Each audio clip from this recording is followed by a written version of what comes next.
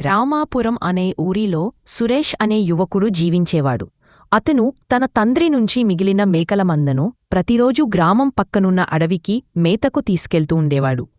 మేకలు ఎటుపడితే అటూ తిరిగిపోతూ తప్పిపోయే అవకాశముండేది.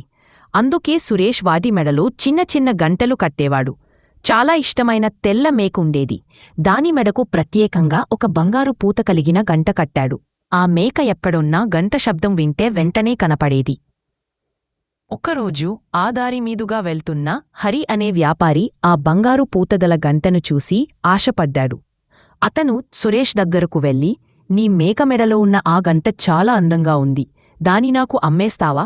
ఎంత డబ్బు కావాలో ఇస్తాను అన్నాడు. సురేష్ మొదట ఆశ్చర్యపోయాడు.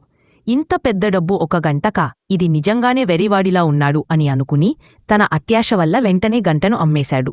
హరి నిశ్శబ్దంగా వచ్చి గంటలేని తెల్లమేకను దొంగిలించేసుకున్నాడు. సాయంత్రం సురేష్ అన్ని మేకలను తిరిగి లెక్కపెట్టాడు. కాని ఆ తెల్లమేక కనిపించలేదు. గంట లేకపోవడంతో అది ఎక్కడుందో అర్థం కాలేదు. అప్పుడే తన తప్పు గ్రహించి బాధపడుతూ, అయ్యో, గంట అమ్మకుపోతే నా మేక తప్పిపోయేది కాదు అని పశ్చాత్తపడ్డాడు.